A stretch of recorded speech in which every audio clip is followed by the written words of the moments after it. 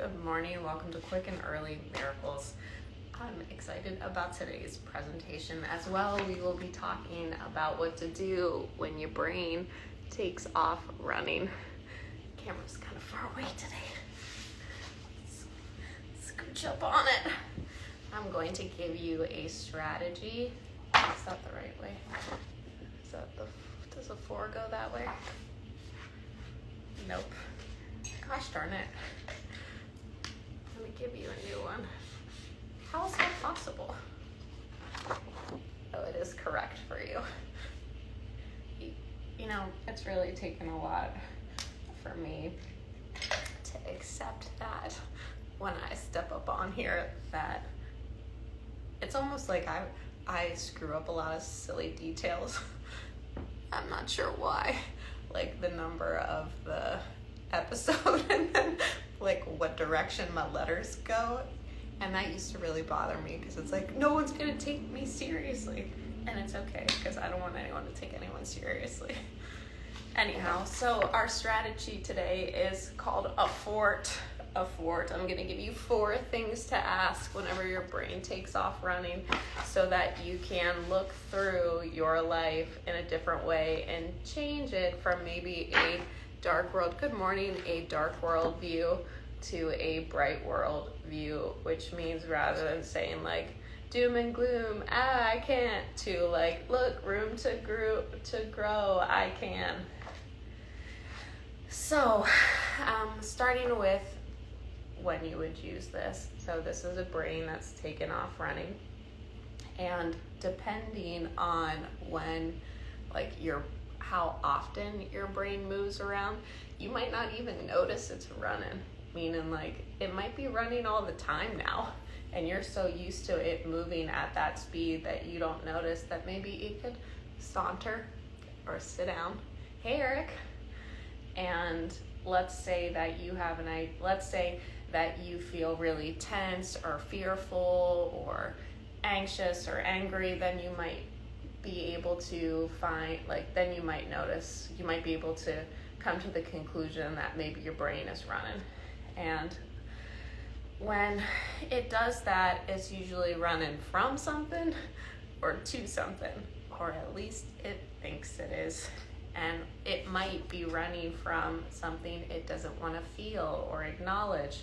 It might be running to, which is the same as running away from now, but it might think that it's running to a set of circumstances where how you feel will be different. And if you watched any of the other broadcasts, you know that I think that most of your feelings are unconditional and they're relative. That means that it's not the external or even the internal event that determines how you feel. It is your interpretation of it, and thereby the meaning that you apply to it, thereby like that's what affects, influence, determines how you feel, not the thing. And one way to say that is like, here's this jar. The jar is neutral. It's nice though because I made it as collaged. But let's say like this is a neutral jar. If I grew up in a home where people threw jars at each other and someone put a jar on the table, the feeling that I would have would be different than if somebody who grew up in a home and jars were given to people and they did a good job at school. So here's the jar. It's neutral. It's none of those things. And yet when you show up to the jar, you have a personal interpretation of it, much of which is like below your radar. That means you're not thinking like, that reminds me of a time. It's just that your body's like, I know what this is. And then you use that interpretation, that quick judgment, to determine what this is going to mean for you and where you're going to go from here. But this jar isn't those old jars. This jar is a new jar. And similarly, this moment, do the moment, make your moment. This moment is your moment and it's new. And even if it has the same people in it, the same people as this moment or this moment, they can be new too, which means when you see them or interpret them or there's an event or something that happens, you can let it be a new one. Like you cannot know what it means, and you do that by slowing down your mind, bring it to a stroll, taking some deep breaths, and asking like, what's here? Like, what do I want to be here? And that's what we're doing with our technique today. So I started doing this in the last broadcast, and I guess we're gonna do it today too, where you have a physical component, emotion that you're doing to complement what you might be trying to do with your mind. If you have a lot of mental horsepower, that means you can think a lot. If you try to chase your thoughts with more thoughts, good luck. Then everybody's running around. And that would be if you feel or notice you're in a brainstorm, there's a lot of motion, and another version of you comes up behind that version and is like, just a different perspective in your head is like, hey, you remember we're reading this book by Eckhart Tolle, and what you're doing is, and here's why, and that thing isn't real, because like if you start to chase your thoughts with more thoughts, it just like moves faster. The way out of that motion is to go into your body, and you can do that with a physical cue or clue, or come to your breath, or you can use the fort, today's strategy, 4. So everybody make their little 4. Your fort composed of 4 things to consider, so that you can tease out what meaning you're applying to the jar if you're upset. So you could say the first one is what do I think this is? And let's use an example at work. So you get an email and you're upset. You notice you're upset. Your brain is starting to think like, those motherfuckers, I'll send them this, that I can't believe. Remember that time when like your brain starts to run, and you get in your fort and you say, okay, 1, what is this? Well, it's an email. That doesn't seem so life-threatening, does it? Like, what's really happening? What is here? Well, the content of the email says that there is a change in a due date. So the what, like that takes all of that story, all of that personality, all of that history away and brings it to just the thing. It's an email. It's got a sentence in it. And I don't want to discount at all the ways you might be feeling about it, or all the things that had happened before. But if you want to make a new choice and you want to start to get out of some of these patterns in your fort, make your fort. The first thing you want to do is like, what is this really? What is this? And then the next question is why? And then you would open to like, why is this upsetting to me? Why might I be upset about this? And what might be under there is the idea that you can't do anything about it, or you're powerless, and that would be upsetting to you, or that you think that you're being disrespected. So now you've allowed yourself to see what's here, what is it, why is it upsetting to you, and then you can look at the other 2 parts of your fort, the other 2 components of your fort, about what you want to do about it. So the third one is all/1. And that is basically a perspective or a mindset that is a little stretchy at first. Like, you gotta stretch for it at first, but once you do it enough, you'll see like, oh, there's something here. And that means like nobody's separate. And so you might be projecting onto them. And I forget what episode that was on, but I did a bunch about projecting, reflecting, and another word that rhymed. I can't remember what it is. But that's to say that the why that you're experiencing, the why, the upsetness, could be information about what you're doing. So let's say the what is the email with the sentence with the due date change. The 2 is I'm upset because I don't think this person respects me. The 3, the all 1, you could ask like, where is this me? And it's real cute, but you might have said something to your daughter or to your mom or to your dog earlier in the day that was of a similar tone of disrespect. And it's crazy, like it sounds crazy, but the world will kind of like show you where you feel guilt, or it will show you where you're not willing to accept yourself and see that maybe sometimes you are disrespectful of people. And when you see that, it doesn't mean you're bad or wrong, it just means you're not wholly aware of what you're doing there. Similarly, let's say the person who sent you that email, they're not thinking like, even if they're trying to upset you deeply, if they knew what they were doing, they wouldn't. So the third part of your fort, when you're in your fort, if you notice hello love, if you notice your brain is running, and that means you got lots of anxious thinking, you get in your fort and you say, what is this? Why am I upset? How is this me? And then the last one is now and later, and this would be, or now and always. And that would be like, so much of our distress is because we take what is in our moment and we extrapolate it. It will always be this way. I will always be disrespected. I will always get emails from people that I don't like. Like, you take what is and you make it forever and always. I will never have this. And likely you don't hear, like, your mind is very kind of layered from my vantage point. And it's like there's a production, a stage production. And you see, the conscious part of you is watching the players on the front of the stage. Those are the thoughts that you can hear that you're having. That is the commentary that's like, I can't believe they sent me this email again.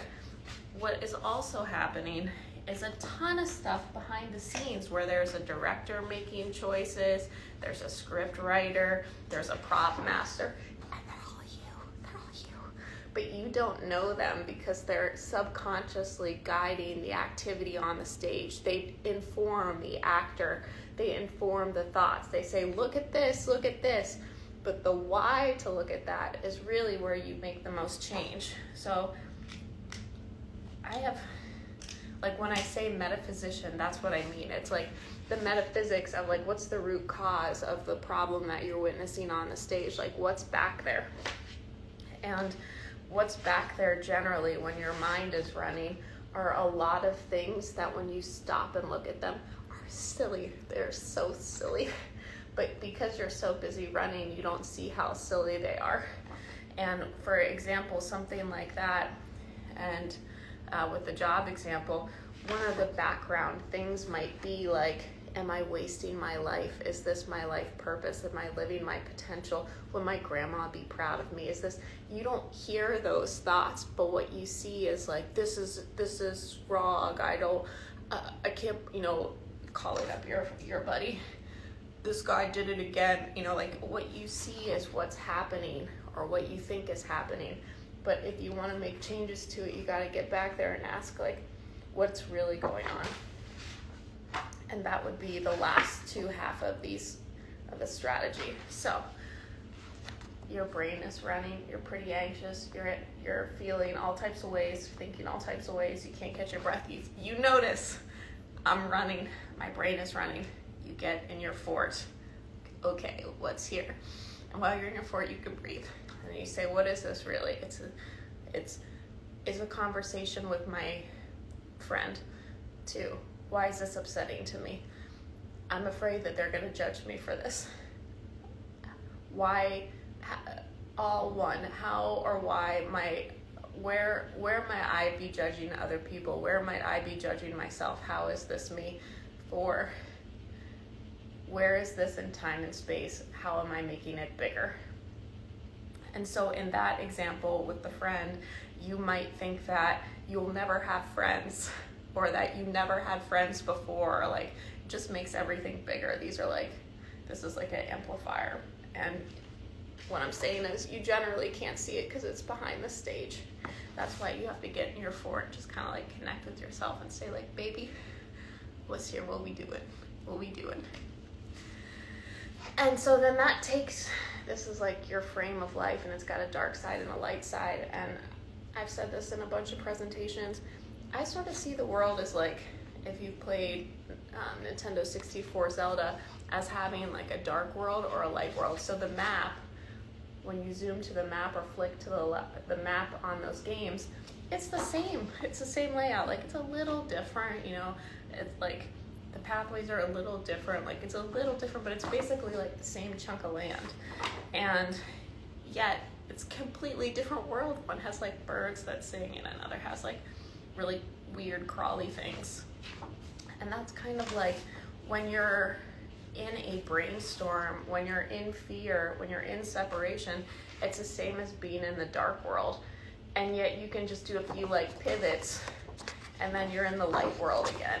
And the pivots are basically getting your mind to see like you're okay. And from what I can tell, the only real okayness, the only lasting okayness is coming to identify as your true self, which is an aspect of the divine, which is we're all God. And that used to make me scared to say that that's what I found, but we're drops of an ocean, we're expressions of what is.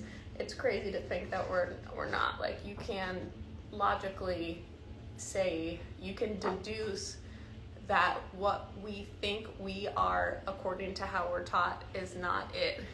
It doesn't lead you to what we are, what is, but you can say what we're not. And what I can take off or bring it back to is like, we are aspects of all that is, and therefore like imbued with all of its greatness and possibility, etc. And so to get this to really come to like to be one of those, let's say like to get your brain to dance instead of to run, is really to feel that you are at one with life, that you can slow down and use the music and really do something beautiful with it. And maybe you're not as intense as I am. For me, the only way that I could really get my brain to chill the fuck out is to really accept and acknowledge, like, what am I doing out here? What is this really? Okay, that concludes my presentation for today. Does anybody have any thoughts, feelings, comments, questions? I've concluded my 5x5 series for Quick and Early Miracles, but I still want to come out and teach, and I like the spot in the morning. If there's a different spot that you're interested in, like, propose it. Maybe I'll try that. In summary, what I talked about today is if your brain is running, which means it's going real fast, which means like you're anxious, get in your fort. And your fort is a 4-question series, 4-point series for you to reflect on what is, so that you can chill yourself out. And the first aspect is what. Ask yourself, what is going on? Break it down to like the really basic, like from the outside, if someone was looking at this, what would they say? Like very plainly, like as simply as you can, what would a child see or say? Well, a child would see that sometimes you'll find like there's nothing happening at all. It's all just in your head. So just kind of like, 1, ask, what is this? Break it down to like the really basic piece. 2, why is this upsetting to you? Explore what's there for you. 3, see where it might be you. And 4, look for any kind of background amplifiers where you would be taking what is and really running across space and time and making it bigger. So much like, the more data points you can contemplate, from what I can see, which is the same as saying like, the more things you can think about at once, the more things you're aware of, the more like causes, all the, if you start to study psychology and then you have conversations with people, you're not just then having the conversation of that, it's not just the conversation with the other person, you add a layer. Then in your head, or even to them, you have a conversation about the conversation. And then like you have all these different ways that your experience can sort of like accordion. And the more you accordion, the more personal responsibility you might feel to get something right, which means like, I got to think about all these different factors, and and you really can't do anything with that, because none of that's really under your, it's 1, not what you think it is, and 2, you can't really control it. So 3, it's just silly, it's an activity to do, but it doesn't really get you anywhere. And my point was that then, if you're having sort of an experience that's dark or heavy, you can do those, you can re-emerge from your fort into the light world, because you have connected to the truth of what is, which is like essentially you're good because you're God too. Okay, that's everything. Anybody questions On Thursday this week at 8 p.m., I will be hosting A Good Friend, and we're going to talk about his kind of like, just like Papa's Hood and have him talk about how he came to sort of like be connected to his own voice.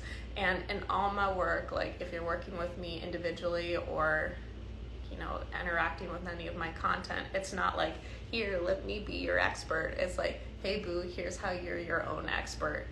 And so I'm really excited to host different people who have come to be their own experts so that you can see kind of like what that process looks like. And to me, I feel inspired to do that, so I could give you a bunch of reasons as to why I'm doing that, but I really don't know, except that's what it feels like I want to do next. And why I think that might be helpful is that when there's a lot of stuff in the outside world, if you know where stuff is on the inside world, you don't really you're not really rocked the same way. Hey David, kind of stop, drop, and LOL. Yes. That's another, I think I have an article on Medium about that, and probably some videos where if you can figure out what you're doing and laugh about it, then that's a quick change. Like, your sense of humor to me is your most important physical sense, and that's one quick way to go from your dark world to your light world, because in a light world or in the dark world, there's not really space for humor. But if you're in play, you're in lightness, then it's almost like a direct way through. So yeah, I definitely recommend stop, dropping, and LOLing. And then the last piece, I do work with people one-on-one, like I was saying. Sometimes it's more challenging to take some of these principles to certain areas of your life where maybe they've been like difficult the longest, or you've put the most thought in, or like, you know, so if you need help working through, like, let's say like claiming the awareness of your power, like just holler. I love to do this work. It's super fun for me, and you can send me a message or visit my website. Thanks for coming.